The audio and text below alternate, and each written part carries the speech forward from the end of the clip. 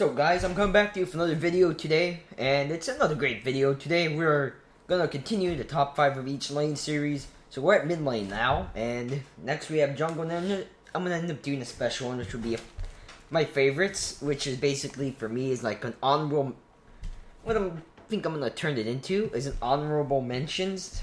So yeah, I've really just been enjoying making this video series, guys, because I've been getting a different insight on some champions and lanes and how to play them. Because if I have to put significant time into playing some champs, and some champs I've played significant time, like you'll see, you can probably tell which ones I haven't played the most of.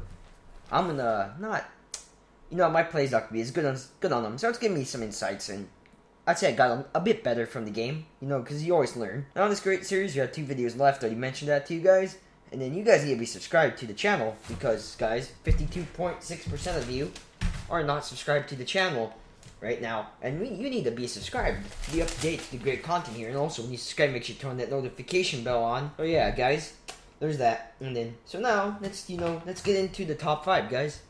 Let's get into number 5.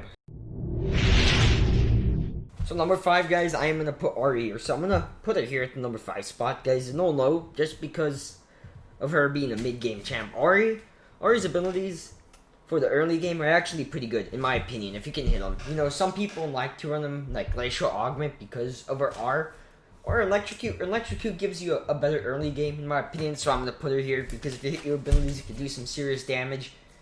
And then, if you get Fed, as always, any champ you get Fed, you can end up snowballing the game, because you're going to be causing either somebody to rage, you're going to cause them to have more help.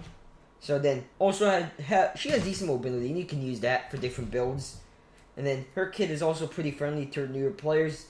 You don't have to be relying on hitting them, because their hit range on them, or the hitbox, whatever you call it, is pretty lenient to newer players. And then, yeah, guys, that's why I'm putting her here at the number 5 spot. Now, on to the number 4. So now, guys, we're on to number 4. So Veigar. I'm putting Veigar here at the number 4 spot, guys. And, you're going to have to hear this one out, because, there's several other laners you could think, and the other laners, I'm missing a lot of mid laners, also position I do not touch that much, so you're going to see some mid laners that I don't have, and there's some also ones I just don't have that much experience with the lane, because my mid lane champion pool is really, really shallow. So yeah, there's that. So once you hit with 6 with Veigar, he has a lot of kill potential, guys, but I'm putting him up here because of his passive. And what his passive is, if you hit somebody, you get 1 extra AP. And then for a takedown, you earn 5. You get 5 stacks, I think, is the thing. You correct me if I'm mistaken now, so I'm going to put that. But once you put that there, guys, in the comments, you can let me know about it. But once you hit 6, he has a lot of kill potential. And also, you can build Electrocute. Sometimes I've seen that. I've seen Arcane comment, Glacial Augment, so you can build Veigar a bit of different ways. So I'm going to put him up here because of that. And then, in team fighting, when he comes to team fighting, he's really good because of his cage, and you can do some good zoning with it. And then, he's moderately challenging to new people because his abilities aren't that lenient. You actually have to have a bit of skill, a bit of practice with him to be able to hit. But overall, once you hit 6, you got a lot of kill potential. So now on to number 3. So now at number 3, guys, Vel'Koz. So I'm going to put Vel'Koz here to number 3 spot, guys, because of Vel'Koz's team fighting. Vel'Koz has some good abilities for team fighting. Vel'Koz is W, and then your death rate with your R. Your death rate with R, if you're fed enough, you can do a lot of damage. Your W is an AoE, and also your E, in case your team, maybe somebody gets caught out of position, you can E the enemy and get a free capitalize on the kill. You need to E someone, interrupt the ultimate, like let's say Misfortune. I think Jin's is interruptible. I'm not too sure. You can do that one in the comments. Caitlyn's, I'm not too sure either. But, anyone who is interruptible ult, you can do that with them. Or even if you need to get away, you can do it with an E and N. Also, as Vel'Koz, you can clear waves easy, because all your abilities is basically AoE. And then if you go on Ludens, you can do a lot of damage with them. The only one that isn't AoE, let me correct that, guys, is a Q. And then, if you have a frontline, you will do a lot of damage, guys, if you're team fighting. And then, he has 2 slows and 1 CC, which can make him really good for team fighting, getting away, maybe capitalizing on the kill. And then he can also be played support, so that's a plus if you like to play mage supports. So a very solid champ, guys. So now on to number 2. That's who will be the last 2 on the list. So guys, number 2, I am gonna put Twisted Fate here, guys.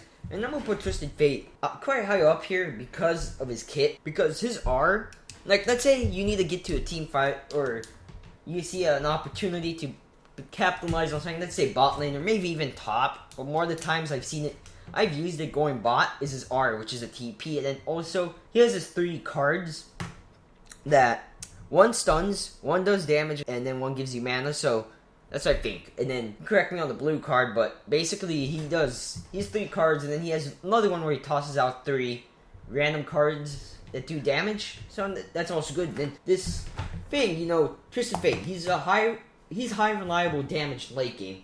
If you're built like any champ, you know, your damage is good. Twisted Fate can do some reliable damage. Because I was playing for him for this gameplay, I noticed that he has some consistent damage. And he has no downtime to get his stuff back up. Although, guys, he won't burst on par with Syndra, and his DPS won't be on par with Cass. He does well in that. And then he also takes Fat Tower faster than most mids. The combination of his late game attack speed, his W, and Lich Bane, you know, it means he can take towers faster than your ADC sometimes.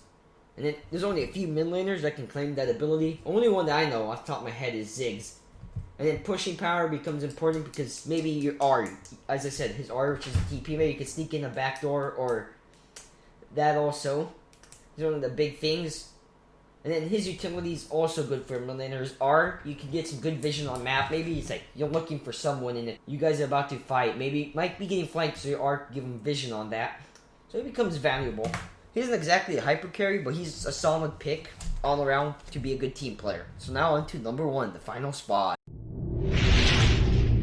So now, guys, we're here at the final spot, Zedd. As I mentioned earlier, I do lack some of the assassins, and then I don't have much experience with them, so I'm not going to bring you bad gameplay, guys, in that sense. But Zedd, I'm putting him up here, guys, because of his late game potential.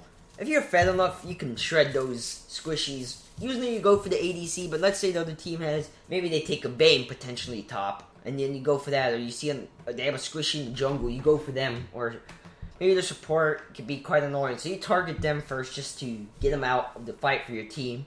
One of the things, you know, it could set him back is he could get poked down lane, just from what I noticed with the champ, and then he can farm. But Zedd, overall, late game, if you're up there with Zedd, if you're fed, you could also potentially backdoor. I haven't seen many Zedd's backdoor, but I've usually seen him go for the squishy. That's why I'm putting him up here, because you can instantly erase one of their opposing members from a team fight, and then it can make stuff so much easier for your team. Make team fighting, everything much easier for your team. Or maybe get your team to get a good trader and lead them to end up doing Dragon. So yeah, guys, hope you enjoyed this top 5. As always, make sure you leave a like, comment, subscribe, guys. Comment who you thought should have been on the list, who you thought should be higher or even lower. And guys, make sure you subscribe and turn the notification on, because we always notification bell on. We always have great content here at the channel. And make sure you follow the social media down in the description, because we're staying up to date there. Also, guys, make sure you stay on the grind and peace. Stay safe out there.